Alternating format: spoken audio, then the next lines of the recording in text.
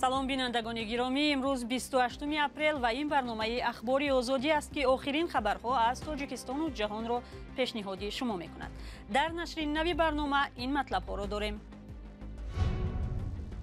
дар пайи таркишу сӯхтор дар як нуқтаи фурӯши сӯзишворӣ дар душанбе як нафар ба ҳалокат расидааст. имеи телефони худро сабт кунед. дар Тоҷикистон даври навбатӣ ба қайдгирии телефонҳои мобилии сокинон оғоз ёфт. шояд ки мақсади асосӣ боз ҳам ҷамъоварии маблағ аз шаҳрвандон ва аз истифодабарандагони алоқаи мобилӣ бошад. ва муҳоҷирони тоҷик мегӯянд онҳоро аз Москав бо ваъдаи пули хуб барои кор ба манотиқи ишғолшудаи Украина бурданд ва фиреб доданд. баъди рафтан ҷо баргаштанам дади соати 5 намебудам биромадани дам фармони хичом буд ки мепаронанд чи мен камидани час буд. бар асари таркиш ва сӯхтор дар як нуқтаи фурӯши сӯзишворӣ дар душанбе як нафар ба ҳалокат расидааст. ҳодиса нима рӯзи 28 апрел ва бино ба иттилои раёсати вазорати корҳои дохилӣ бар асари холӣ кардани гази моеъ сар задааст. ба иттилои хабарнигорони радиои озодӣ чанд нафар осеб диданд. ҷузъиёти бештар дар гузориши ҳамкорони мо Искандари Фирӯз ва Амир Исоев.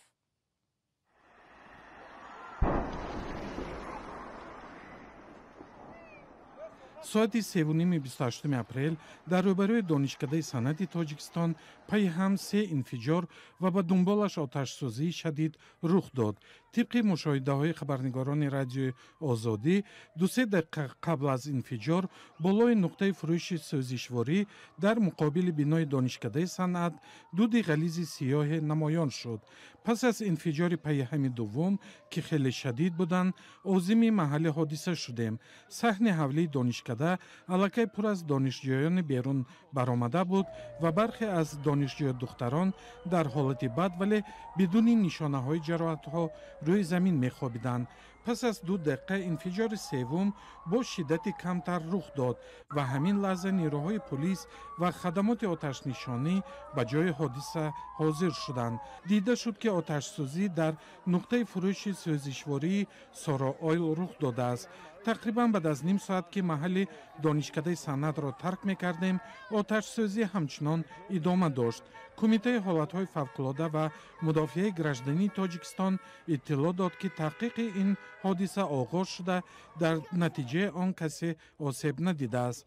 аммо ба иттилоъи полиси шаҳри Душанбе як нафар дар ин ҳодиса ҷароҳатҳо бардошта дар бемористон ҷон бохтааст. бинандаи азиз, хабарнигорони мо ҳодисаро пайгирӣ доранд ва ҷузъиёти таркишу сӯхторро метавонед дар вебсайт ва саҳифаҳои дигари радиои Озодӣ дастрас кунед. хабари дигар аз Тоҷикистон. ҷасади Комрон Раҷабзода, сардори шуъбаи кумитаи давлатии амнияти миллии Тоҷикистон дар шаҳри Хоруғро ба Душанбе интиқол медиҳанд. дӯстонаш гуфтанд маросими ҷанозаи ӯ дар ноҳияи Синои пойтахт дар хонаи падараш барпо мешавад. бино ба иттилои манбаъҳои озодӣ, Комрон Раҷабзода ҳангоми амалиёти шаби 27 апрел дар Хоруғ кушта шуд. мақомоти Тоҷикистон рӯзи 28 апрел ҳам хабар доданд ки дар як даргирии нирӯҳои давлатӣ ва қочоқбарон дар Бадахшон шаби гузашта як низомӣ кушта шудааст. хабаргузории расмии Ховар навишт ки гурӯҳи мусаллаҳи қочоқбарони фаромилӣ иборат аз 8 нафар хатти сарҳади давлатии Тоҷикистон ва Афғонистонро дар марзи Хоруғ убур намуданд. ба иттилои расмӣ, қочоқбарон ба тарафи Афғонистон фирор карда 3 ҳамкори тоҷикистонии онҳо кушта шуданд. аз Комрон Раҷабзода, сардори шуъбаи кумитаи давлатии амнияти миллӣ ки дар ин амалиёт кушта шуд, 3 фарзанд мондааст. барномаро бо гузоришҳои дигар пай мегирем. мақомоти Тоҷикистон аз соҳибони телефонҳои мобилӣ даъват доранд ки ҳар чӣ зудтар имеи телефонҳои худро ба қайд бигиранд, то мушкилиҳои дигаре пеш наояд. бо чунин мазмун аз шоми 27 апрел то ба ҳол ба чандин нафар муштариёни ширкатҳои мобилӣ низ паём расидааст. ҳарчанд мақомот сабаби ин тасмимро ҷилавгирӣ аз қочоқи телефон ва таъмини бехатарӣ арзёбӣ мекунанд, вале коршиносон чизи дигар мегӯянд. имей чист ва сабти он чӣ аҳамият дорад? ҳамкоронамон Алишер Зарифӣ ва Нигораи Фазлиддин тафсилот медиҳанд. ба телефонҳои баъзе муштариёни ширкатҳои мобилӣ SMS паёмак омада аз онҳо дархост шудааст ки то санаи 30 апрел IMEI ё рақами байналмилалии дастгоҳи мобилии худро расман сабт намоянд. бар асоси ин огаҳинома сокинон феълан метавонанд тариқи ройгон чунин амалро анҷом диҳанд. мақомот ин иқдомро ба таъмини амният раб медиҳанд, вале бархе коршиносон бар ин назаранд, ки чунин амал дар баробари назорат болои сокинон ҳадафҳои дигар низ дорад. барои он ки вақте ки мо ҳамин аймаи рақамҳоро сабти ном мекунем, якумаш ин ки ин танҳо то 30 апрел мувофиқи ҳамон дастурҳо ройгон аст, аммо пас аз он чӣ мешавад? Агар ки ин чиз боз хизматрасонӣ пулакӣ шавад, ин хизматрасонӣ тамоман зиёдатӣ аст, ки ба кисаи мо ба манфиатҳои мо бархурд намекунад. ва аз ин нуқтаи назар шояд ки мақсади асосӣ боз ҳам ҷамъоварии маблағ аз шаҳрвандон ва аз истифодабарандагони алоқаи мобилӣ мебошад.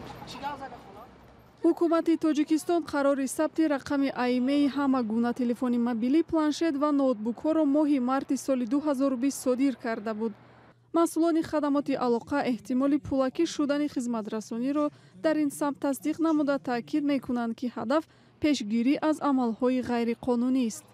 пешгирии истифодаи ғайриқонунӣ, истифодаи таҷҳизотҳое ки сифаташ паст аст, дуюм пешгирии қочоқ, ворид намудани ҳамин таҷҳизотҳои ниҳоии телефонҳои мобилӣ, воситаҳои радиоэлектроники барои истифода бо симкарт баро монда мешавад, пешгирӣ карда мешавад. рақами имейл рамзи 15 рақам аст, ки маъмулан дар пушти телефон, зери батарея ва ё менюи танзимоти телефон пайдо мешавад. ҳамчунин шумо метавонед ситорача панҷара 06 панҷараро зер карда рақами имейли худро дар экрани телефон пайдо бикунед. муҳим аст ки рақами имейли худро бехатар нигоҳ доред ва бо шахсони дигар мубодила накунед, зеро он метавонад барои пайгирии макони телефони шумо ва ё назорати фаъолияти шумо истифода шавад. ба иттилои хадамоти алоқа, ширкати Net Solution дар ин самт хидматрасонӣ мекардааст, вале намояндагони ширкат ҳозир нашуданд мавзӯъро шарҳ диҳанд. маълум нест соҳиби ин ширкат кист. баъзе корбарони шабакаҳои иҷтимоӣ низ нигаронӣ доранд чунин иқдом барои онҳо норӯшан аст. бинандаи гиромӣ, дар ин фурсати барнома порае аз гапи озодро мебинем, ки мавзӯи нашри навбатии он ҳадсу гумонҳо дар бораи дар курсии падараш нишастани Рустами Эмомалӣ, фарзанди президенти Тоҷикистон Эмомалӣ Раҳмон аст. азбаски ин гуна сару садоҳо вақтҳои ахир зиёдтар шудаанд, ҳамкорони мо Саидҷафар Усманзода, вакили мардумӣ ва Шокирҷон Ҳакимов сиёсатшиноси шинохтаро ба барнома даъват карда дар ҳамин бора пурсиданд. تا کجا رستم امامعلی از دید شما استعداد و مهارت رهبری را داراست و شایسته است؟ من فکر میکنم که انی خود دقیق گپ زنم، چون که پروفسور سایه خوب هست. خیلی فشرده، خواهش میکنم. فشرده. من به شخصیت و هویت رستم امامعلی کار ندارم، ولی وقتی که رستم امامعلی و دیگر کادرهایی که گویا که نیستند در جهان هستند، با خودم بر این چک‌ها خودم بر اینها قیاس میکنم، سطح دانش، مهارت سخنوری، قابلیت گفتن، مسئولیت شناسی، صمیمیت در مناسبت با مردم، زمینه‌های داراگیشان، طرز و اصول زندگی، تربیت فرزنداشان بعد بها میدم. تشکر.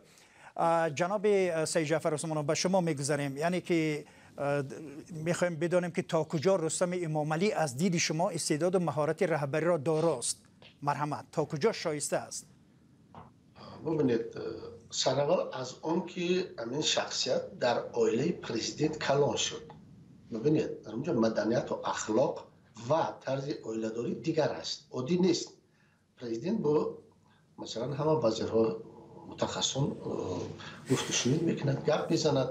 دیگر پهلو است که مثلا در گمرک کار کردن، تمام همون مبلغ‌هایی که دیگر شخصان با نفوذی که نمی‌سپردن دیگر اونجا به ترتیب در آورد. کمیته کار با جوانان نفوذ اون دیگر کرد، خوب تر کرد.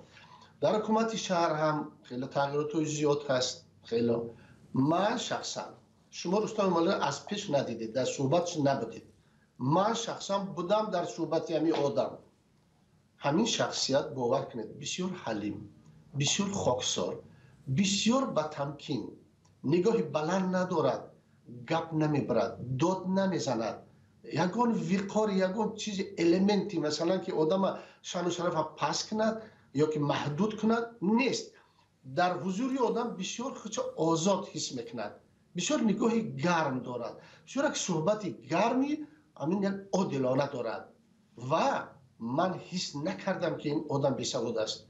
من از دانش او حس کردم که این شخصیت دارد، اینتלקت بلند دارد.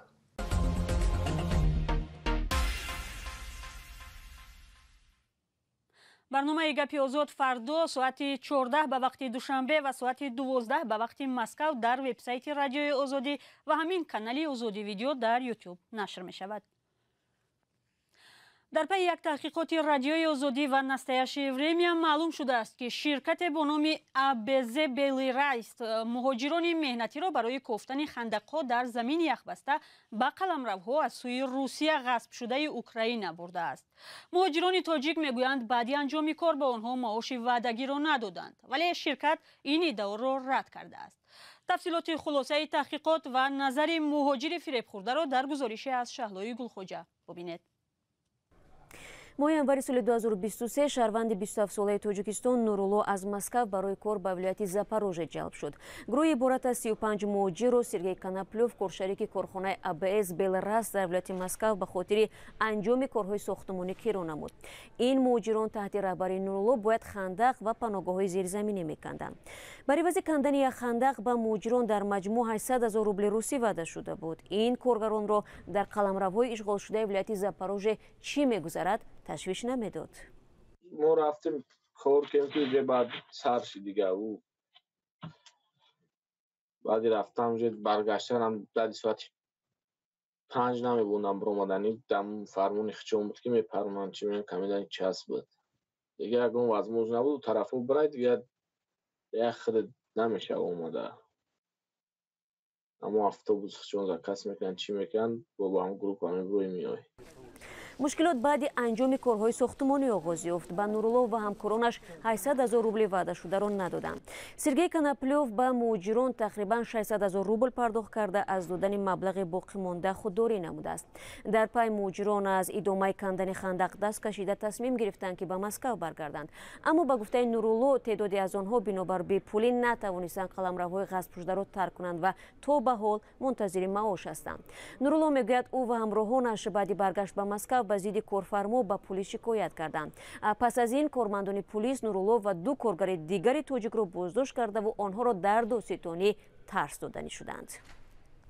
вазорати корҳои дохилии Русия ва достони Москав ба дархостҳои система посух надод, аммо ба гуфтаи як манбае ки ба гузоришҳои пулис дастрасӣ дорад, Нурулло ва ҳамкасбонаш барои нақзи қонуни муҳоҷират мавриди тафтиш қарор гирифтанд, вале ҳеҷ қонуншиканиро пайдо накарданд, чунки онҳо дар Русия ба таври қонунӣ қарор доштанд.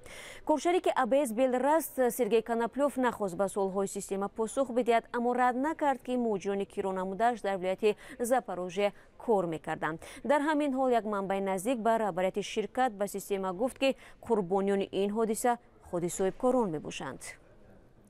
артиши Русия ва мақомоти ишғолии ин кишвар аз тирамоҳи соли гузашта минтақаҳои забтшударо барои дифоъ омода мекунанд. тибқи тасвирҳои моҳвораӣ хандақҳои қариб кандашуда қариб тамоми хатти тамос аз Херсон то Клинсиро муҳофизат мекунанд. ҳуқуқдони украинӣ Павел Лисянский дар суҳбат бо система гуфт ба Нурулло ва муҳоҷирони дигар дар Украина барои чунин фаъолият доштанашон парвандаҳои ҷиноятӣ таҳдид мекунад. گروه از زنان خارجی در زندان در عراق گروسنه‌نشینی اعلام کردند. در این باره زنان قرقیزستانی از زندان شهر بغداد به روزنامه‌نگاران خبر دادند. میان زنانی که گروسنه‌نشینی اعلام کردند شهروندان ازبکستان، داغستان، چچنستان، روسیه، آذربایجان و ترکیه نیز هستند. بینندگان عزیز، شما برنامه اخباری آزادی را تماشا کردید. خبرهای بیشتر در وبسایت و صفحه‌های رادیوی آزادی در فیسبوک و اینستاگرام، توییتر و تلگرام و تیک تاک و ادناکلاسنیکی دسترسند. اگر خود شما هم شاهد خبر و حادثه یا منظره جالب شدید، میتوانید از طریق واتساپ و تلگرام با ما تماس گیرید. برایتان تعطیل خوب می‌خواهیم و تا ملاقات‌های بعدی، خدا نگهدار.